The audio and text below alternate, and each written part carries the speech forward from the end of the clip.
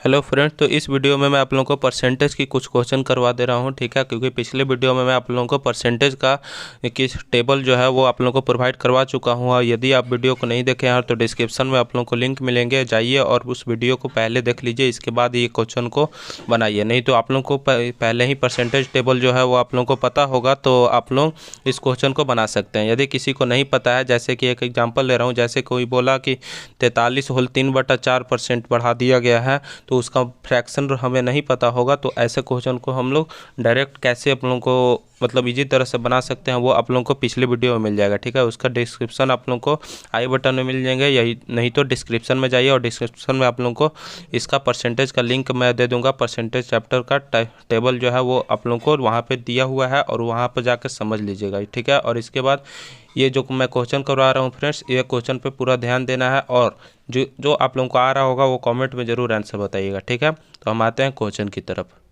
अगर किसी संख्या का 11.1/9% इसी में जोड़ दिया जाए तो 900 बनता है, तो वास्तविक संख्या ज्ञात करो। तो ऐसे क्वेश्चन में हम फ्रेंड डायरेक्ट आप लोगों को बताए हैं कि डायरेक्ट इसका मान परसेंट का मान हम लोग को लिखना होगा। तो 11% 1/9 का मान जो है वो डायरेक्ट हम लोग को पता है कि 1/9 होता है।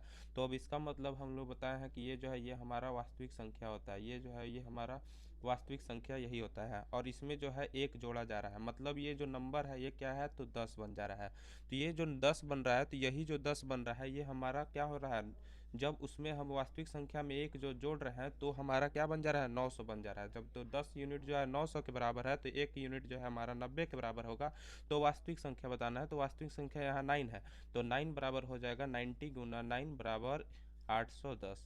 यही क्वेश्चन था, कितना मात्र तुरंत हम लोग को बनाना है, ठीक है। तो अब चलते हैं अगले प्रश्न के ऊपर, ठीक है। अगर किसी संख्या में 64 जोड़ दिया जाए तो संख्या का 157.1/7% बन जाता है, तो संख्या ज्ञात करना है। तो इसी तरह से इसमें भी करेंगे। पहले तो हमें 157.1/7 का मान लिखना होगा, तो इसका मान होता है 11/7। तो क्वेश्चन कह रहा है कि यदि हमें उसी संख्या किसी संख्या में 64 जोड़ने पर संख्या का 157% इतना बन रहा है, मतलब ये जो हमारा वास्तविक संख्या था, तो इसमें यदि हम ये जो जोड़े हैं, जो भी जोड़े हैं, तो ये जो संख्या जो है वो हमारा जो जोड़े हैं वो हमारा उसके 157.1/7% के बराबर बन जा रहा है। तो इसमें हम 7 से 11 जो जोड़ने में देखेंगे तो +4 का अंतर है। तो जो भी हम ये जोड़ रहे हैं, तो यही हमारा दिया हुआ क्वेश्चन में है कि जो हम जोड़ रहे हैं, जैसे इस क्वेश्चन में जो दिया है वो 64 जोड़ने पर, तो इसमें हम जो क्या जोड़े हैं कि 11 बना है, तो इसमें हम 4 जोड़े हैं, तो ये हो जाएगा 4 यूनिट। तो 4 यूनिट बराबर हमारा 64 दिया है, तो 1 यूनिट बराबर हो जाएगा 16। तो हमारा वास्तविक संख्या निकालना है, तो वास्तविक संख्या यहाँ पर 7 दिया हुआ है, तो 7 यूनिट बराबर हो जाएगा 7 इंटू 16 बराबर 112। हो गया आंसर। अब चलते हैं अगले प्रश्न के ऊपर, ठीक है। अगर किसी संख्या में 16 जोड़ दे तो रिजल्ट संख्या का 116.2/3 बन जाता है, तो संख्या ज्ञात करें। तो इसमें फ्रेंड बताना है हमें कि अगर किसी संख्या में 16 जोड़े तो 116.2/3। तो देखिएगा, पहले तो हम 116.2/3 का मान जो होगा वो लिखना है। तो डायरेक्ट 116.2/3 का मान हम लोग को नहीं याद है, तो पहले तो इसको हम तोड़ते हैं। तो इसको हम लिख सकते हैं 100% प्लस 16.2/3%। अब हमें याद है कि इसका तो 1 लिख देंगे और इसका जो होगा वो हमारा 16.2/3 का मान जो होता है वो हमको पता है 1/6 होता है। तो यहाँ से एलसीएम लिए 6 एकम 6 और 1 7/6, मतलब ये जो हमारा तोड़ने पर बना है वो हुआ 7/6। 116.2/3 का मतलब हुआ 7/6, ठीक है। तो अब क्वेश्चन में क्या कह रहा है कि यदि वास्तविक संख्या हमारा पता चल गया, यहाँ 6 है, ठीक है। तो यदि अब हम इसमें जो है जो भी नंबर अब जोड़े हैं, ठीक है, ये नंबर जो जोड़े हैं तो +1 जोड़े हैं, तो ये जो हम जोड़े हैं वो दिया हुआ है हमारा 16 के बराबर, ठीक है। 1 जो है ये 16 के बराबर है, तो वास्तविक संख्या हमारा 6 है, तो 6 जो है वो किसके बराबर होगा, तो 16 गुना 6 इक्वल टू 96। यही हमारा आंसर है। अब चलते हैं अगले प्रश्न के ऊपर। अगर किसी वर्ग की भुजा 40% बढ़ा दी जाए तो उसके क्षेत्रफल पर क्या प्रभाव पड़ेगा। तो ऐसे प्रश्नों पर हमें ध्यान से बारीकी से ध्यान देना होगा, क्योंकि ऐसे प्रश्न जो है वो बहुत ही ज़्यादा सवाल में पूछते हैं, ठीक है। कोई भी एसएससी का एग्जाम हो या एनटीपीसी को, ऐसा भी ऐसा प्रश्न तो एक बार जरूर परसेंटेज से क्वेश्चन आएगा ही कि क्षेत्रफल पर उसे क्या क्या प्रभाव आएगा, वैसा क्वेश्चन आएगा ही। तो देखिए इसमें हम शॉर्टकट तरीका से कैसे हम लोग बनाएंगे, ठीक है। इसमें क्वेश्चन कह रहा है कि भुजा का जो है वो 40% बढ़ा दिया गया है, 40% बढ़ा दिया गया है, ठीक है। 40% का मतलब हो गया 2/5, ठीक है। तो 2 यहाँ 5 जो था उसमें हम 2 बढ़ गया है, ठीक है। पहले से जो था वह वास्तविक भुजा थी 5, जिसमें अब 2 बढ़ गया है, ठीक है। तो हम ऐसे बनाएंगे, इसको हम भुजा बराबर आगे लिख लेते हैं, यहाँ भुजा, इधर हो गया क्षेत्रफल, यहाँ हमारा लिख लेते हैं वास्तविक ठीक है, ये हमारा वास्तविक हो गया और ये हमारा जो नया होगा वो हम लिखेंगे। ठीक है, तो पहले से भुजा देखेंगे क्या था, 5 था। ठीक है, अब जो भुजा बन गया है वो 5 से 2 बढ़ गई है, तो हमारा भुजा हो गया है वो 7 हो गया है। क्षेत्रफल की बात करें तो 5 का स्क्वायर हो गया 25 और 7 का स्क्वायर जो है वो नया भुजा क्या हो जाएगा, तो 7 सते 49। ठीक है, तो ये अब देखेंगे जो हमारा पहले जो क्षेत्रफल था वो 25 आ रहा था, अब जो क्षेत्रफल आ रहा है वो 49 आ रहा है। तो इसका बढ़ोतरी देखेंगे तो 24 की बढ़ रहा है। ठीक है, अब हमारा क्या निकालना है, क्या प्रभाव पड़ेगा। ठीक है, क्षेत्रफल पे तो परसेंटेज निकाल देते हैं। तो बढ़ने का हमारा देखेंगे तो बढ़ने का क्षेत्रफल है वो हमारा 24 है और जो पहले से जो क्षेत्रफल था वो हमारा 25 था, तो 25 क्षेत्रफल गुना 100 कर देते हैं। तो 25 चौके 100 कटा, 24 गुना 4, 24 गुना 4 बराबर हो गया 96%। ये हमारा हो गया आंसर। ठीक है, चलते हैं अगले प्रश्न के ऊपर।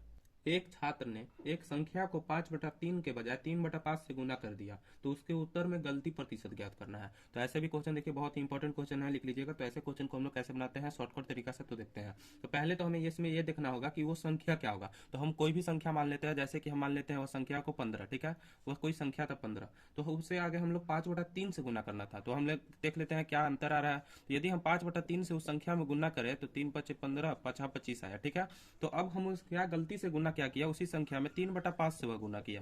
तो 3/5 से जब गुना किया तो वो संख्या आ रहा है 9। तो दोनों में अंतर देख ले रहे हैं क्या का कितना का अंतर हो रहा है। तो इसमें हमारा अंतर -16 का हो रहा है। ठीक है, अब हमको इसमें यह निकालना है कि क्या गलती प्रतिशत कितना हो रहा है। ठीक है, तो पहले तो जो भी हमारा अंतर आ रहा है वो हम अंतर ऊपर लिखेंगे, जो हमारा पहले से था। तो अब हमारा इसमें क्या निकालना है, प्रतिशत निकालना है। तो अंतर हमें पता चल गया कि 16 का हमें फर्क पड़ रहा है, उस मतलब जो पलटा है वो नंबर पलटने से हमें 16 का फर्क पड़ रहा है। तो जो अब फर्क पड़ रहा है वो हम लिखेंगे ऊपर, जो हमारा पहले से यदि जो होता जो हम वो नंबर लिखते वो रखेंगे नीचे। ठीक है, तो 16/25 गुना 100 कर दिए, 25 चुके 100 इक्वल टू 16 गुना 4, 16 गुना 4 बराबर होता है हमारा 64, मतलब -64% का हमें अंतर उसमें होगा। ठीक है, तो जो गलती है वो हमारा कितना होगा, तो 64% का गलती होगा। ठीक है, ऐसा क्वेश्चन हम इस तरह से बनाएंगे। अब चलते हैं अगले प्रश्न के ऊपर। ठीक है, तो नेक्स्ट प्रश्न है या P जो है वो Q से 6 गुना है। P जो है वो Q से 6 गुना है, तो Q बताना है कि P से कितना परसेंट कम है। तो यहाँ पे हम बना लेते हैं जो P जो है और ये Q है। तो यहाँ पे बताना क्या है कि जो P जो है वो Q से 6 गुना है, जो Q जो है ना वो P से, जब P जो है वो Q से 6 गुना है, तो Q को मान लेते हैं Q जो है वो 1 है। ठीक है, Q जो है 1 है, तो P कितना हो जाएगा, 6 हो जाएगा। अब बताना है कि तो क्यों, अब क्यों जो है वो P से कितना कम है, तो कितना कम है, -5 का कम है। ठीक है, अब कितना परसेंट कम बताना है, तो कम जो है वो 5%, 5 जो है वो कम आ रहा है। और किससे कम है, तो P से बताना है। तो P का जो मान है वो 6 है, तो 5/100 गुना 100 कर देंगे। ठीक है, तो इसको हम सोल्व करेंगे तो हो जाएगा 500/6। इसका मान जो है वो होता है 83 होल 1/3%। ये हो जाएगा आंसर। ठीक है फ्रेंड, आज के लिए इतना ही। ऐसी और भी टॉपिक वाइज हमें आप लोगों को प्रोवाइड करते रहूंगा। और भी क्वेश्चन चाहिए होगा तो और भी टॉपिक का इसके बाद प्रॉफिट लॉस का भी क्वेश्चन आप लोगों को दे दूंगा, इसलिए चैनल पे जुड़े रहिएगा फ्रेंड्स। और चैनल पे पहली बार आए तो चैनल को सब्सक्राइब कर दीजिएगा। आशा करता हूँ ये वीडियो आप लोगों को अच्छा लगा होगा, कमेंट में जरूर बताइएगा। और हाँ, सारे क्वेश्चन का यदि आप लोगों का आ रहा होगा तो कमेंट में जरूर रिप्लाई दीजिएगा, कमेंट में आंसर जरूर बताइएगा। ठीक है, इसके बाद मैं आप लोग को बताऊंगा कि आगे क्या। ठीक है, तो यही है आज का टॉपिक, मैं आप लोग को क्लियर कर दिया हूँ। और एक बार और फ्रेंड ये मैं बता दे रहा हूँ, यदि जो मैं इस टाइप का क्वेश्चन जो है डायरेक्ट जो मैम बैठा दे रहा हूँ ये याद करना होगा, ये याद जो करना होगा ये आप मेरे डिस्क्रिप्शन में जाइएगा, डिस्क्रिप्शन में आपको लिंक मिल जाएगा, उसका वीडियो मिल जाएगा कि आपको कैसे याद करना है और क्या प्रोवाइड जो टेबल जो होता है इसका चार्ट वो मैं डिस्क्रिप्शन में डाल दिया हूँ। और वहाँ से आप जाकर उस वीडियो को पूरा देख लिया होगा। और नहीं तो जो मेरा वीडियो देखा है उसको तो इजी तरह से सारा क्वेश्चन बन गया होगा। इसे यदि आपसे नहीं बनेगा तो डिस्क्रिप्शन में जाइएगा, वो वहाँ से आपको क्वेश्चन मिल जाएंगे और वहाँ से आप पूरा ये जो है वो आप वीडियो वो जाके देख लीजिएगा, वो वीडियो मिल जाएगा आप लोग को डिस्क्रिप्शन में, और वो पूरा अंत तक देख लीजिएगा और इसको याद कर लीजिएगा या नोट कर लीजिएगा। ठीक है, जय हिंद, थैंक यू।